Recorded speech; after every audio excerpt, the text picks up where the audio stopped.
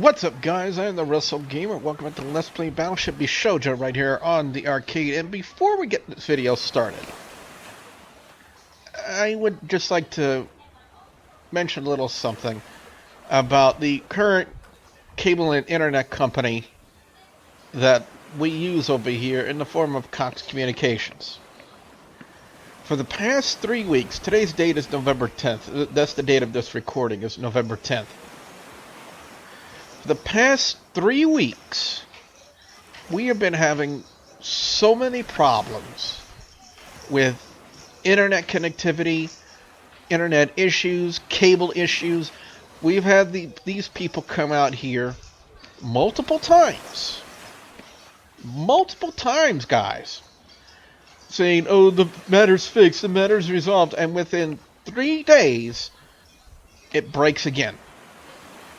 Because as of today, there's no internet connectivity. The channels on our television are stuck. And we've had these people come out here at least 5 times in the past 2 weeks to try and come and fix these issues. And I just want to call them what they are. They are a cavalcade, and I don't care if they hear this or not. If they're watching my videos, why are they watching my videos when they should be working? But to me, they are a cavalcade of fuck-ups. That's exactly what Cox Communication are, what they're filled of. A cavalcade of fuck-ups, because they can't come over here and fix the problem the first time. Instead, they put a temporary fix. It doesn't last, and then they have to call them again to come back here and fix the exact same issue over and over again. And I'm sick of them. I'm sick of them.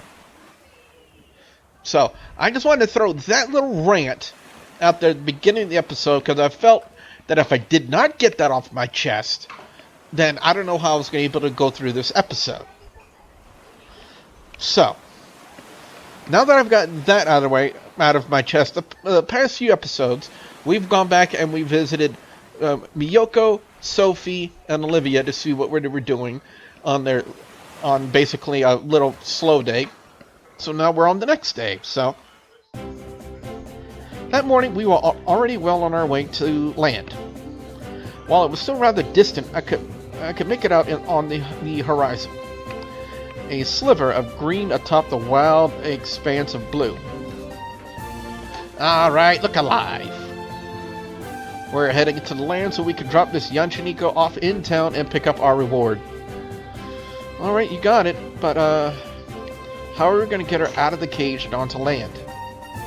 Simple, a little bit of that sedation we used to capture her in the first place. Oh, right, duh. So how much do you think this one will be worth, Katsu? I heard varying rewards based on the Yancheneko, all of which are enough to set us for life. Oh, I like the sound of that. It should take less than a day to get there at the pace we're going right now, so just hang in there. And keep a very close eye on that Yancheneko. Make sure she doesn't try anything to escape. We guard in rotation, alright? No problem, Captain. I'll go down and let the others know. Thank you, Miyoko. The ship sailed full speed ahead, Katsu behind the wheel and eyes focused on the destination ahead of us. She was so focused that I decided to slip away and check on some of the other ladies in the meantime. Before I could get very far down there, however, I bumped into Miyoko. Oh, hello there. Oh, hey, Miyoko, looking lovely as usual, I see. Cut it out with the compliments, you'll make me blush. Well, I'd hope to do more than just that, honestly. Where are they going with that? You naughty sailor, I told you to behave yourself. She slowly brushed her hand up my shoulder, leaning towards and up at me. I wonder if we're going to get a new picture. I smirked and leaned forward. She got close to my ear and whispered, "You've seen what I can do now, haven't you?" Yes, in explicit detail, actually. Have you ever been sedated and tied to a headboard before? Is that a trick question? She shoved me back, hand over her mouth as she giggled. So close yet so far, nitwit. I didn't take you for a bondage lady, that's all. Well, I'm up for anything really. You name it, I can make it happen. Noted. Oh, but answer me this, handsome. Why did you come down here? Were you just looking for me or someone else? Well, actually, I was going to pay a visit to the Yancheneko. And why is that? You know she's dangerous, right? She seems well contained, and you all seem to handle yourselves well around her. I was lucky that she shrouded herself in that thick fog. I was worried that she would have a higher sense so that she might be able to see me. We heard a voice call from the door near us. And who says I didn't? Miyoko looked over in the doorway and down at the cage that the Yancheneko was being held in. She rolled her eyes. Keep it down in there, don't make me put you to sleep again. You all think you're so clever. You think you have me. It's so laughably sad. I said hush. You're not achieving anything with what you're saying, so be a nice kitty and keep quiet. You'll see in time, all of you. You tart. I could see Miyoko's face twitch. It seemed to darken at the very word. She leaned her head over to the doorway that made a slow, almost casual walk towards the Yancheneko's cage. I stayed behind her by a good foot. I could almost feel the ice coming off of her body. Did you really just go there? And do you think you're fooling anyone? Miyoko still had this stone-cold look on her face, but the smile was still kind of there. It was creeping me out, honestly. I'm aware of your abilities. You looked into my mind, didn't you? My memories. Trust me, I wish I didn't. There's only so many ways you can see quiet. She was losing her cool now. She slammed against the bars, cutting the Yancheneko off before she could finish. Now listen, you. I don't care how much you're worth alive. We can make plenty off of your dead carcass, trust me. So keep your pretty kitty mouth shut until we get to land, McKay? Silence. No one spoke. The ship creaked and the two looked at each other with daggers in their eyes. Good. With that, the confrontation was over. Miyoko twirled around and stepped away from the cage, heading for the door. But as she did... Boom. We heard a loud explosion echo across the boat. The ship rocked heavily to the side, and we both caught ourselves against the nearby cages. What was that?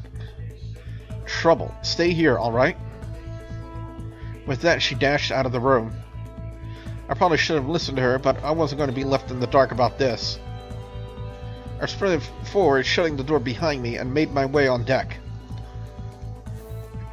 Once up there, I saw the source of the sound, another large ship, one that seemed very familiar. Uh-oh. Well, who do we have here? Oh, blast, not this woman again. Katsu was up front, still sword-drawn, but with an exhausted look upon her face. What do you want this time, Zoey? Oh, not much, Katsu. It's just... Well, word on the sea is that you wrangled yourself a little Yancheneko. How the heck has that reached you? Strange how word spreads across the sea, isn't it?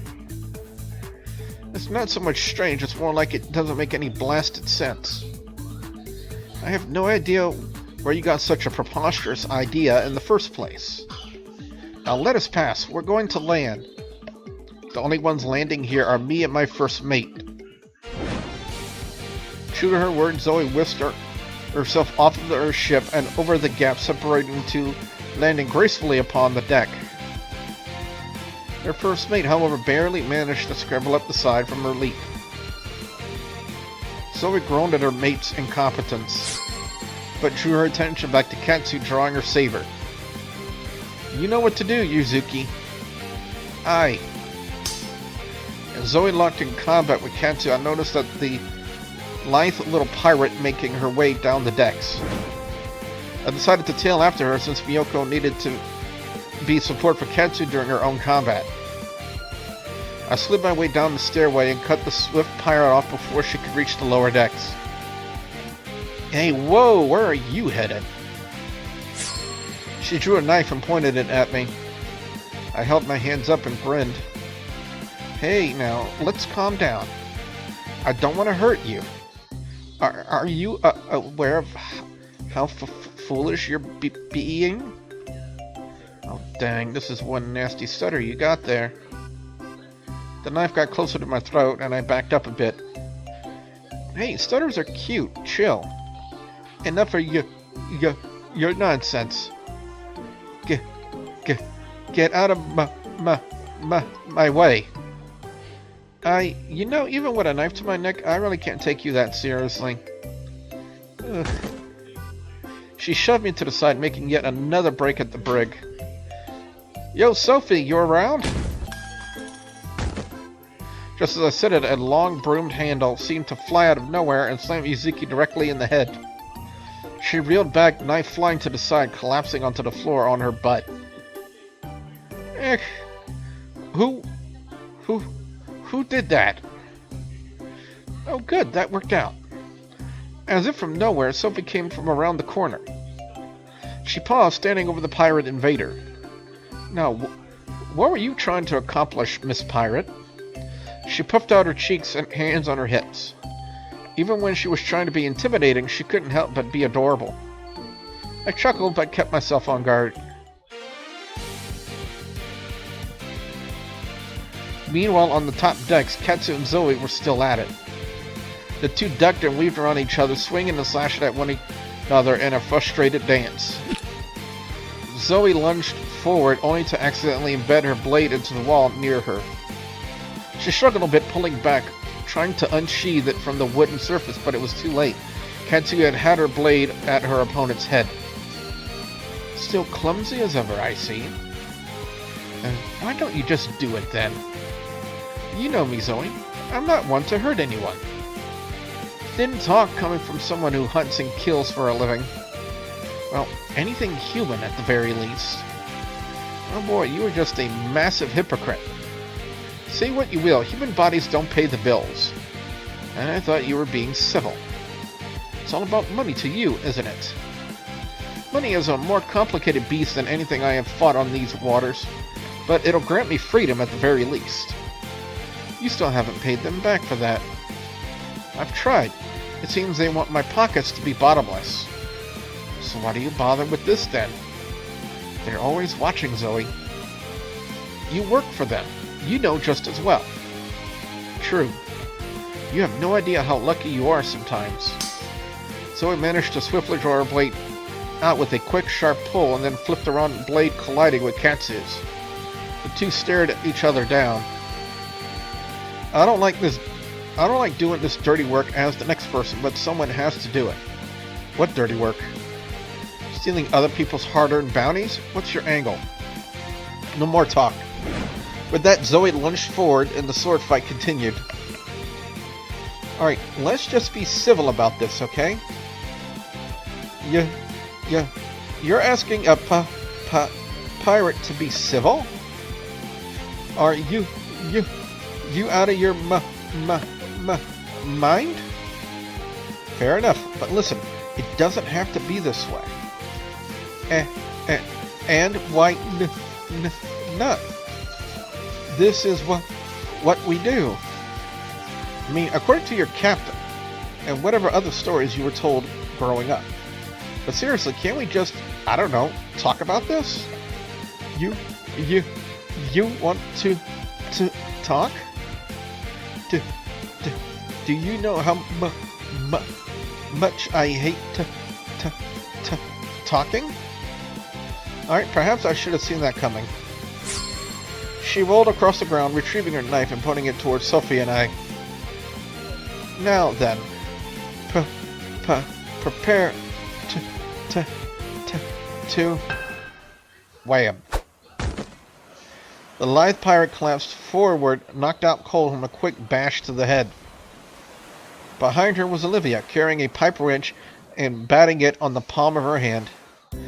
Yeah, she was right. Talking is kind of lame. Thanks, Olivia. You solved that right quick. I'm honestly surprised you didn't try the same. Were you on about trying to talk with an enemy? Hey, it's worked out before. There's a time and a place, Daiki. A knife at your throat perhaps isn't the best time. That's fair enough. Time for talk, time for action. I got you. Yes, well, anyway, what should we do with her? Take her to the brig? Do we really need a prisoner? Well, we do have a crazed pirate trying to kill our captain in all likelihood. True. I thought for a moment, then had an idea. I know. Yeah, get her in the brig. I'm gonna go up there and see if I can work some of my talking magic. Just don't get hurt in the process, Daiki. I can't make any promises, but I'll definitely try my best. Trust me. Sophie nodded and went over to Yuzuki. She and Olivia both dragged her off to the brig. I made my way up to the upper deck in the meantime. But before we go any further, guys and gals, we're going to go ahead and call it an episode. If you guys like this video, be sure you slam that like button like a champ. And if you guys want to see more of Battleship Bishojo right here in the arcade, you know the two ways you got to do it. You got to link top the subscribe button and hit that bell icon to turn on notifications so that way you guys will never miss out on another video right here on my channel. So with that being said, I'm your friendly neighborhood wrestling gamer, reminding all of you guys out there to stay awesome. Bye, guys!